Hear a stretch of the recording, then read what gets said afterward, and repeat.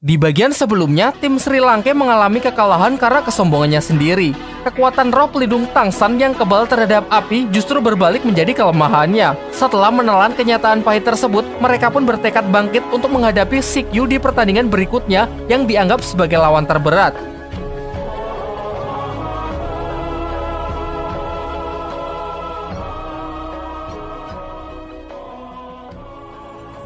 Aturan pertandingan kali ini sederhana, semua anggota diperbolehkan untuk berpartisipasi dalam pertarungan.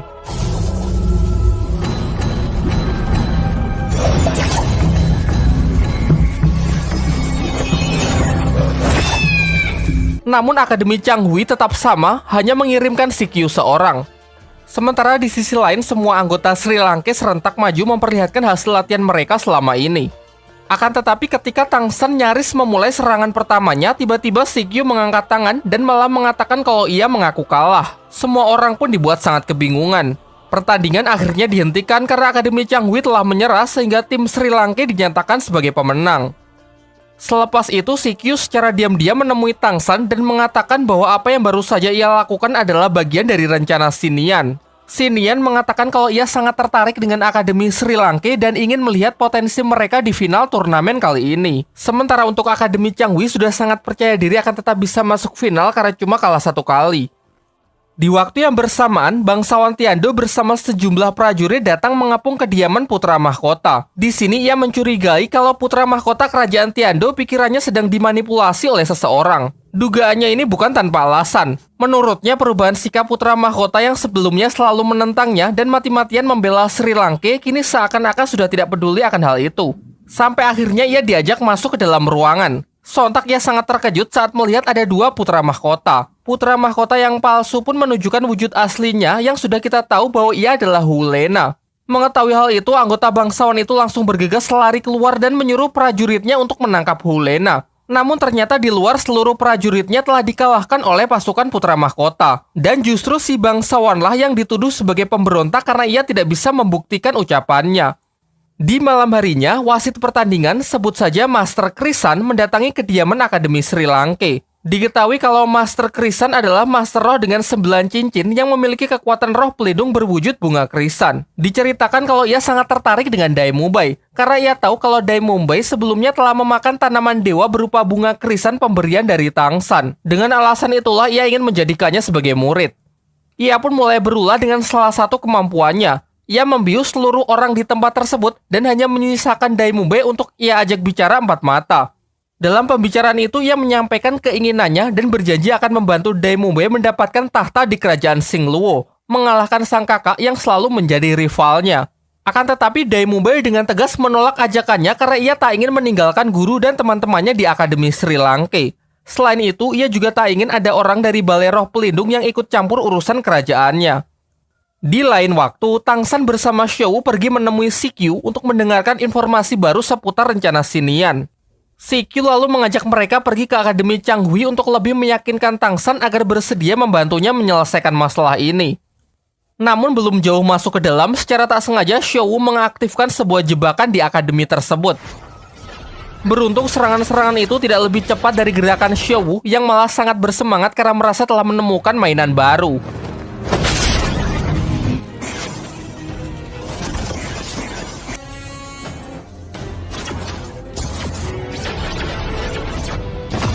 Terlebih lagi di saat terkepung, ia juga masih memiliki kemampuan teleportasi layaknya Rinnegan milik Sasuke.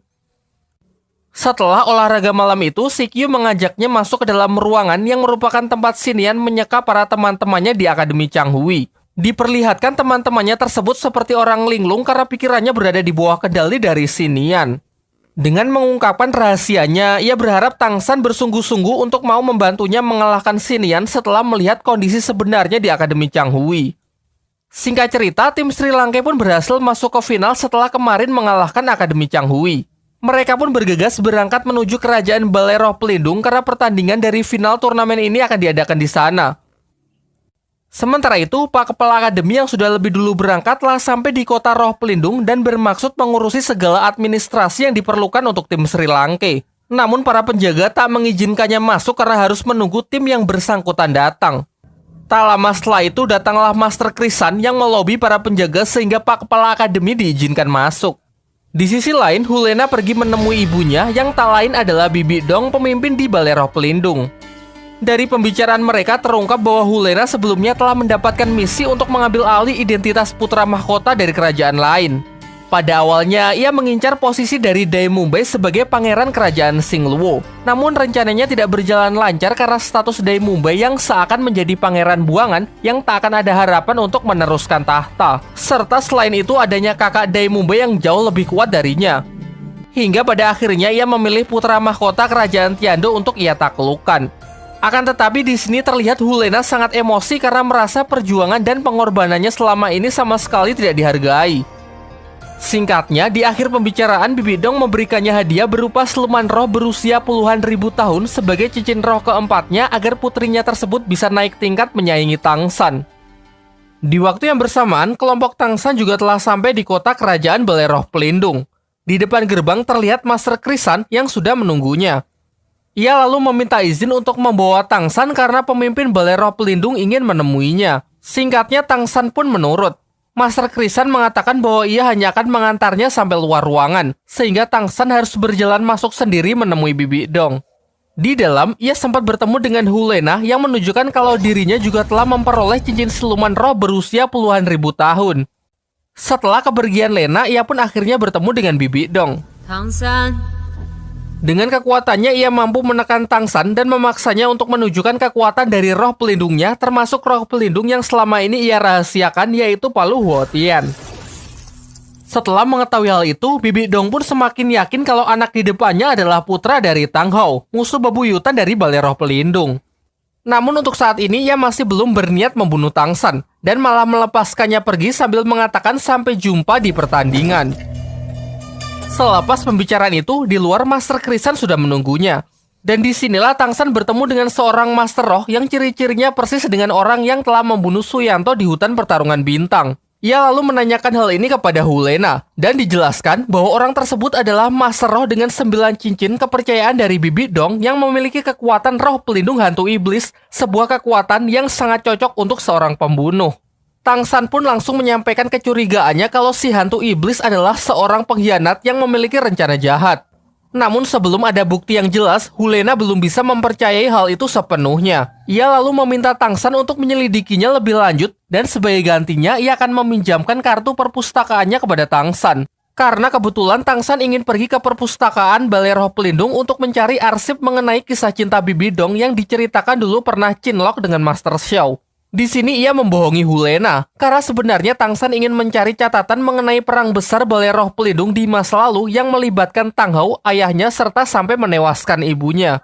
Dalam perjalanan ke perpus, mereka sempat bertemu dengan Xiu, ketua Akademi Balai Roh Pelindung yang memiliki kekuatan berupa belati bulan sabit. Tanpa basa-basi, ia langsung menodongkan senjata itu kepada Tang San yang dianggap sebagai orang asing yang tak seharusnya berkeliaran di tempat ini. Mereka berdua pun nyaris bertarung. Namun berkat lobi dari Hulena, Xiu pun melepaskan Tang San untuk melanjutkan perjalanan.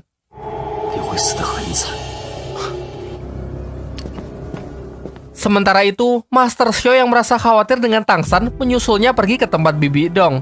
Hal ini membawanya bertemu kembali dengan sang kekasih lama yang sekarang menjabat sebagai pimpinan tertinggi dari Balai Roh Pelindung. Dalam pertemuan singkat mereka, terlihat Bibi Dong yang nampaknya masih memiliki perasaan kepada Master Xiao. Nampaknya posisi ini tak membuat Bibi Dong merasa bahagia sehingga ia meminta agar Master Xiao kembali untuk bersama-sama membangun Balai Roh Pelindung menjadi yang terkuat di dunia dahulu. Sayangnya Master Xiao yang sudah lama memendam perasaannya dalam-dalam menolak tawaran tersebut karena merasa kalau jalan yang mereka pilih kini telah benar-benar jauh berbeda.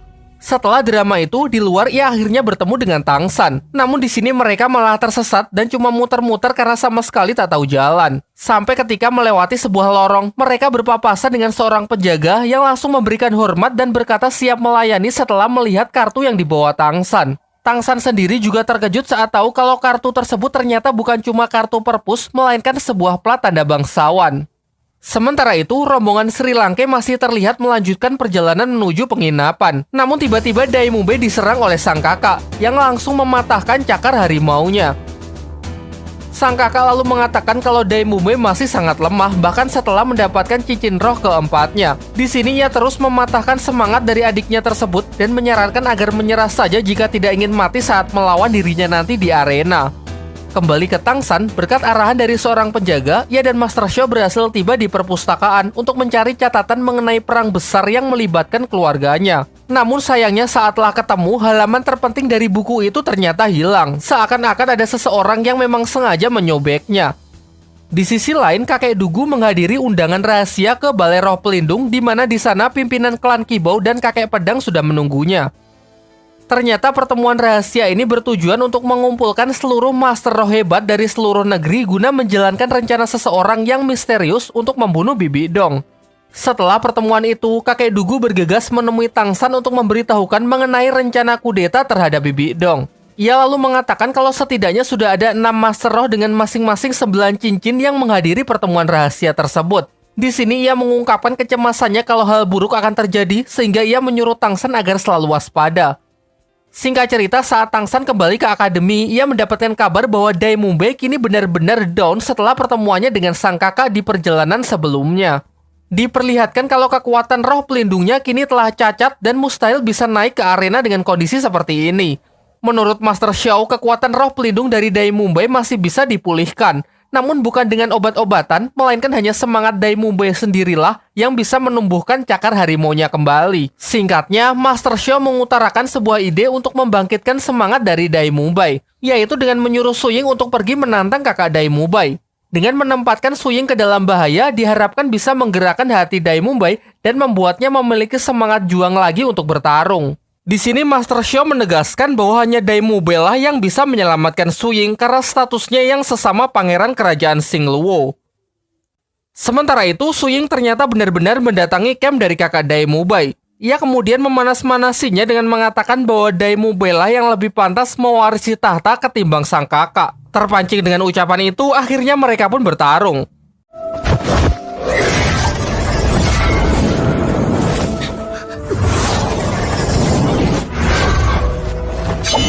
Nampak jelas perbedaan kekuatan di antara mereka yang terlampau jauh. Namun saat akan membunuh Su Ying, tiba-tiba Dai Mumbay muncul dan berhasil menangkis serangan dari kakaknya tersebut.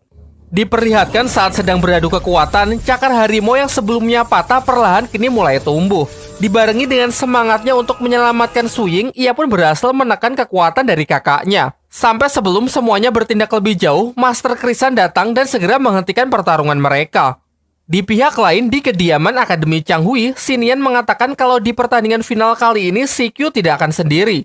Ia menjelaskan kalau ia telah memantrai teman-teman satu timnya sehingga mereka memiliki sifat yang sangat kejam saat di arena nanti. Sebelum berangkat menuju Balai Roh Pelindung, Xin Yan memberikan sebuah anak panah yang ia ambil dari salah seorang yang ia kendalikan. Kemudian ia memberikannya kepada CQ dan mengatakan kalau nanti akan ada seseorang yang memberitahunya kegunaan dari anak panah tersebut. Singkat cerita, pertandingan di arena Balai Roh Pelindung pun dimulai. Masih dipimpin oleh Master Krisan selaku wasit. Sebelum match pertama, Master Krisan mempersilahkan Bibi Dong untuk menyampaikan sepatah dua patah kata sebagai sambutan untuk para murid akademi yang telah bekerja keras. Dalam pidato singkat itu, Bibi Dong menyampaikan hadiah bagi sang juara adalah 2 buah tulang dari siluman roh, item yang sangat langka di dunia dahulu. Langsung ke pertandingan yang pertama. Di putaran kali ini, tim dari Akademi Sri Lanka akan berhadapan dengan tim Akademi Silwo, yang merupakan timnya dari kakak Dai Mumbay. Dalam briefingnya, di sini Dai Mumbay bertindak sedikit egois dengan berkata kepada Tangsan bahwa pertandingan kali ini ia ingin menyelesaikannya berdua dengan Su Ying. Karena melihat keyakinan dari mata Dai Mumbay, Tangsan pun setuju untuk mempercayakan pertandingan ini sepenuhnya kepada mereka berdua. Sang wasit ternyata juga tidak keberatan, dengan catatan perwakilan dari pihak lawan juga hanya boleh terdiri dari 2 orang. Kakak Dai Mumbay berniat mengalahkan tim Sri Lanka seorang diri, sehingga dengan tegas ia menyuruh rekannya agar tidak ikut campur. Sebelum dimulai, diperlihatkan secara diam-diam CQ datang menemui Tangsan. Mengingat mereka telah menjalin kerjasama, CQ menceritakan mengenai panah yang ia dapat dari Xin Yan untuk diserahkan kepada seseorang di Balai Roh Pelindung yang ia sendiri juga tidak tahu siapa. Dikarenakan seseorang tersebut hanya akan mengenali anak panah itu, Tangsan pun bersedia menggantikannya sekalipun hal ini dinilai sangat berbahaya. Kembali ke arena, setelah mendapatkan aba-aba dari wasit, tim Sri Lanka pun segera memasang kuda-kuda.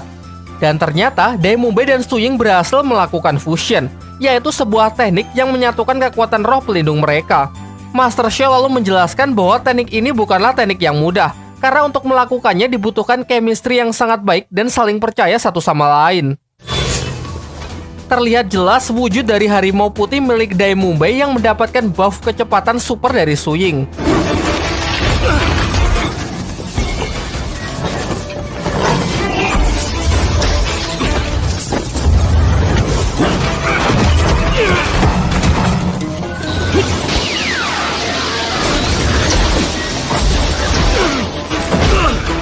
Walaupun sudah begitu, sifat angkuhnya masih belum hilang. Ia melarang keras rekannya agar tidak ikut campur karena menurutnya ini adalah medan perangnya. Kombinasi yang sempurna dan pertahanan tak bercelah akhirnya membawa Sri Lanka dapat memenangkan pertandingan kali ini tanpa terluka sedikit pun. Sementara itu, Tang San akhirnya ditemui oleh utusan yang dimaksud. Ia lalu diantarkan ke sebuah ruangan bawah tanah yang merupakan tempat 2 tulang roh untuk hadiah turnamen disimpan. Kemudian utusan tersebut meminta Tang San meletakkan anak panah yang ia bawa ke dalam salah satu tulang roh tanpa memberitahukan apa maksudnya. Setelah mereka keluar ruangan, utusan tersebut tanpa pikir panjang langsung membunuh dirinya sendiri sebagai langkah akhir dari misi yang ia jalani. Sementara itu di arena turnamen tengah berlangsung pertandingan kedua antara tim Akademi Balai Roh Pelindung melawan tim Akademi Tiandu yang diketuai oleh orang ini. Mohon dicatat namanya adalah Yu Tianfeng. Terlihat di pihak Balai Roh Pelindung hanya memiliki 3 orang sebagai peserta, termasuk Hou Lena. Namun mereka hanya menurunkan 2 orang, yaitu Siyu pemilik belati bulan sabit dan rekannya yang memiliki roh pelindung Raja Api. Si Raja Api ini kalau kalian masih ingat, dia adalah orang yang pernah dikalahkan oleh kakaknya Daemumbe ya. Sedangkan di pihak Akademi Tiandu full squad 6 orang, meskipun yang paling disorot hanya Tianfeng dan Du Guyan. Tim dari Balai Roh Pelindung memulai pertarungan dengan sebuah serangan tinju api. Mengatasi serangan itu, Tianfeng pun segera merapatkan pertahanan menggunakan barir petir mencoba memblokade serangan tersebut. Dengan aba-aba dari sang ketua, Du Guyan melompat ke samping lalu melepaskan sejumlah asap beracun sebagai serangan balasan. Namun sayangnya dapat dihalau dengan mudah menggunakan tembakan dari si Raja Api. Sedangkan Siyu sudah bersiap dengan belati bulan sabit yang ia lempar untuk merombak pertahanan petir Tianfeng. Benar saja, dengan mudah pertahanan itu dapat ditembus dan menumbangkan satu persatu anggota Tiandu yang tanpa perlawanan sedikit pun. Tianfeng pun bergegas memfokuskan seluruh energi petirnya berusaha menahan belati bulan sabit yang nampak sangat kuat. Namun pada akhirnya, ketika pertahanannya terbuka karena fokus menyerang, belati itu pun nyaris memenggal lehernya. Keadaan Du Guyan juga tak lebih baik, karena kekuatan asap beracunnya tak cukup kuat untuk menahan serangan api tersebut.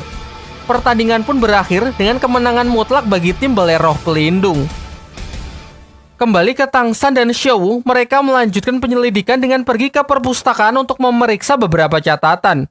Tang San meyakini kalau selain Xinian dari Akademi Changhui, pasti ada orang dalam dari Balai Roh Pelindung yang memuluskan setiap rencana jahat tersebut. Sampai akhirnya dari pencarian itu terungkap bahwa satu-satunya orang dari Balai Roh Pelindung yang meminjam buku mengenai seluk-beluk hutan pertarungan bintang adalah Master Krisan. Setelah mengetahui hal ini, Tang San pun mencurigai kalau Master Krisan lah yang dulu membunuh Suyanto di hutan pertarungan bintang. Sehingga berdasarkan bukti tersebut, ia pun menarik kesimpulan bahwa Master Krisan adalah pemberontak yang bekerja sama dengan Xinian untuk melakukan kudeta terhadap Balai Roh Pelindung dan membunuh Bibi Dong. Mereka pun lantas segera menyampaikan hal ini kepada CQ dan mulai menyusun rencana untuk menjebak Master Krisan. Singkat cerita, tibalah saatnya geng Tang San kembali naik ke arena dengan melawan tim dari Akademi Qinghuo, yaitu tim spesialis pengguna elemen api yang dulu pernah mengalahkan mereka di babak penyisihan. Setelah wasit memulai pertarungan, tim spesialis api dengan kompak langsung melancarkan serangan mereka. Sementara pihak Sri Lanka hanya mengandalkan Mang Hojun seorang diri untuk memblokade tembakan api tersebut menggunakan kekuatan Phoenix. Namun ia sempat kewalahan karena tim lawan ternyata juga memiliki orang berelemen angin yang secara efektif dapat menekan serangan api Phoenix milik Mang Hojun. Dilanjutkan dengan serangan api yang lebih kuat dari sebelumnya setelah mendapatkan buff dari laju tiupan angin. Akan tetapi, jika terus demikian juga tak akan bagus karena kobaran api yang secara terus-menerus membakar oksigen di sekitar mereka. Strategi sama yang mereka gunakan di pertandingan sebelumnya. Tentu tim Sri Lanka tidak akan jatuh 2 kali di lubang yang sama. Berbeda dari sebelumnya, kali ini mereka tak lagi mengulur waktu. Dengan cepat, Ning Rongrong pun melemparkan sejumlah bola peledak untuk mengacaukan pressing lawannya. Sementara Tang San dengan cerdik memanfaatkan tekanan udara efek dari panas api untuk melayang. Menyadari strategi ini tak lagi efektif, sang ketua pun segera menginstruksikan agar menghentikan serangan api. Sayangnya mereka sudah terlambat karena celah ini dimanfaatkan tim Sri Lanka untuk melancarkan serangan balasan. Alhasil, lawan yang tak bisa memprediksi gerakan mereka pun menjadi blunder. Satu persatu pun berhasil dilempar keluar arena, menyisakan sang ketua tim yang akhirnya mengaku kalah karena merasa sudah mati langkah. Dengan ini, menjadi kemenangan kedua dari tim Akademi Sri Lanka. Setelah pertandingan usai, ketua tim Akademi Chinghuo datang menemui Tang San, Dai Mumbai, dan Xiaowu. Ia lalu mengatakan kalau setiap tim yang kalah dalam turnamen telah menghilang secara misterius. Oleh karena itu, untuk berjaga-jaga, ia memberikan inti roh pelindung apinya dan menjelaskan bahwa jika inti tersebut padam, menandakan kalau dirinya sudah mati. Hal ini ia lakukan dengan harapan jika hal buruk benar-benar terjadi, maka orang-orang Sri Lanka dapat menyelidiki dan mengungkapkan misteri kejahatan tersebut. Setelah mendengarkan hal itu, mereka pun langsung bergegas untuk pergi memeriksa timnya Duguyan dan timnya kakak Dai Mumbai yang sebelumnya telah kalah. Dan benar saja, mereka semua menghilang tanpa meninggalkan jejak apapun, dan aneh rasanya jika mereka kompak pergi meninggalkan kota secara bersamaan. Lantas mereka pun segera pergi menemui Hulena agar ia mendesak Bibi Dong selaku pemimpin Balai Roh Pelindung untuk turun tangan menyelesaikan kasus hilangnya tim dari akademi yang telah tereliminasi. Tang San kemudian juga mengatakan kecurigaannya mengenai Master Krisan yang menjadi dalang dari masalah ini serta desas-desus rencana pemberontakan. Namun menurut Hulena tuduhan itu masih belum cukup kuat sehingga ia masih ingin mencari lebih banyak bukti sebelum mengambil tindakan. Mereka lalu sepakat untuk memeriksa ruangan milik Master Krisan. Singkatnya, secara tak sengaja Xiaowu menyentuh salah satu koleksi bunga di ruangan tersebut dan menteleportnya menuju sebuah ruangan lain yang nampak seperti sel penjara. Tang San yang saat itu memegang Xiaowu pun juga ikut berpindah ke tempat tersebut. Di tempat ini terlihat banyak tulang belulang yang berserakan dan menurut Xiaowu sisa tulang-tulang tersebut adalah milik siluman roh berusia lebih dari 100.000 tahun yang sudah sampai di tahap evolusi menjadi manusia. Dari sini terungkap kalau Master Krisan selama ini melakukan penelitian kepada para siluman roh tersebut demi kemajuan kerajaan Balai Roh Pelindung. Dan entah mengapa diperlihatkan raut wajah Xiaowu yang amat sedih menyaksikan pemandangan yang sangat mengerikan tersebut. Sementara itu, Dai Mumbai dan Hulena yang merasa cemas karena tak tahu Tang San dan Xiaowu berteleport kemana, segera pergi melaporkan hal ini kepada Bibi Dong. Namun di sini Bibi Dong terlihat tidak peduli serta menolak kecurigaan mereka terhadap Master Krisan yang menurutnya sama sekali tidak masuk akal. Singkat cerita, setelah kembali, Tang San dan Xiaowu menceritakan apa yang baru saja mereka alami. Mereka pun berniat meminta bantuan kepada kakek Dugu dan ayahnya Ning Rongrong karena mustahil mereka bisa melawan Master Krisan dengan statusnya sebagai Master Roh 9 Cincin. Setelah Tang San berhasil menemui kakek Dugu, ia langsung menjelaskan kecurigaannya terhadap Master Krisan. Juga ia mengatakan bahwa tim dari akademi yang telah kalah tiba-tiba menghilang secara misterius, termasuk Duguyan, cucu dari kakek Dugu. Mengetahui masalah ini menyangkut keselamatan cucu kesayangannya, kakek Dugu pun bersedia membantu bersama ayahnya Ning Rongrong untuk pergi menangkap Master Krisan. Keesokan harinya saat sedang briefing sebagai persiapan untuk maju di pertandingan melawan tim Akademi Changhui, Xinian menemui Tang San dan mengajaknya bicara empat mata. Di sini ia menyuruh Tang San agar menyerah saja saat melawan Akademi Changhui. Karena untuk menjalankan rencananya, Akademi Changhui harus masuk ke Grand Final melawan tim Akademi dari Balai Roh Pelindung. Dan sebagai imbalannya, ia akan mempersilahkan Tang San bertemu dengan Tang Hao, sang ayah yang selalu ingin Tang San temui. Bahkan saat ini juga ia telah membawa Master Huotian tersebut yang ia katakan telah menunggu Tang San di ruangan belakang. Dan setelah Tang San mengikuti arahan dari Xinian, ternyata di sana Tang Hao benar-benar sudah menunggunya. Dalam pembicaraan itu, Tang San kembali mengkonfirmasi apakah ayahnya lah yang sudah merencanakan pembunuhan Bibi Dong, otak dibalik semua kejahatan Akademi Changhui, termasuk kasus obat mutasi roh yang menewaskan ayahnya Mang Hojun, dan orang yang memberikan perintah untuk meracuni Duguyan. Sang ayah pun tak menyangkal sedikit pun. Ia mengaku kalau semua pengorbanan ini memang harus dilakukan demi membalaskan dendam keluarganya terhadap Balai Roh Pelindung. Ia lalu juga menjelaskan secara rinci rencananya setelah Akademi Changhui memenangkan turnamen tersebut. Nanti ketika Bibi Dong mendekat untuk memberikan hadiah kepada tim yang juara, maka pertahanannya pasti akan terbuka. Selain itu, karena yang ia dekati hanya sekumpulan orang dengan 4 cincin roh, maka ia akan menurunkan kewaspadaannya. Saat itulah rencana terakhir mulai dijalankan. Dalam kendali pikiran Xinian akan memerintahkan salah seorang anggota Akademi Changhui yang memiliki kemampuan untuk menghapus kekuatan roh pelindung seseorang meski cuma dalam waktu singkat. Setelah itu, anggota yang lain akan mengisolasi area tersebut menggunakan teknik roh mutasi pemisah dimensi guna menghalangi bala bantuan yang mungkin bergegas datang. Dilanjutkan dengan mengeluarkan beberapa portal penghubung ruang yang dapat digunakan untuk menteleport para master roh yang telah ia siapkan untuk mengeksekusi pemimpin dari balai roh pelindung tersebut. Dengan demikian, sekuat apapun Bibi Dong, ia tak akan mampu bertahan dengan serangan yang bertubi-tubi dari para master roh. Kemudian Tang Hao menegaskan bahwa rencana ini hanya bisa dijalankan jika tim Akademi Changhui memenangkan turnamen. Sehingga ia meminta kerjasama dari putranya tersebut dengan cara mengalah dari Akademi Changhui di pertandingan yang akan datang. Akan tetapi, Tang San berpendapat kalau ini semua perbuatan yang salah. Hanya karena ingin balas dendam, begitu banyak nyawa yang harus dikorbankan, termasuk para murid Akademi Changhui yang dijelaskan pasti akan mati setelah menjalankan rencana tersebut. Tak lama setelah itu, teman-temannya yang merasa khawatir datang menyusul Tang San. Namun Tang Hao malah menyerangnya dan mengancam akan membunuh teman-temannya jika Tang San enggan bekerja sama.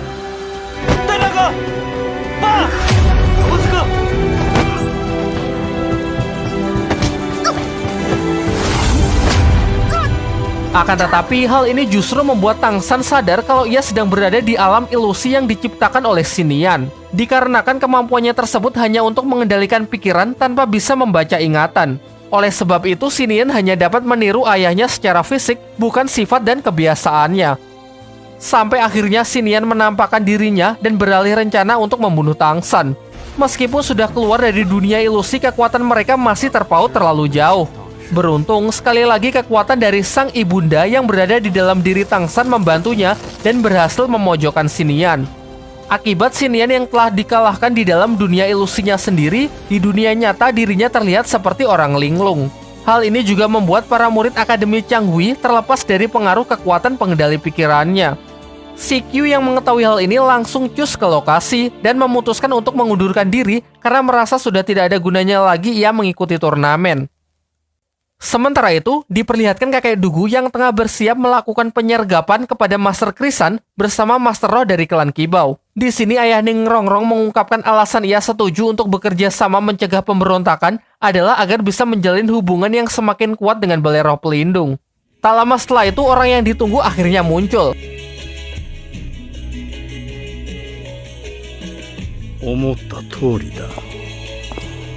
Master Krisan pun bersiap melakukan perlawanan dengan mengeluarkan senjatanya yang berwujud cambuk bunga matahari.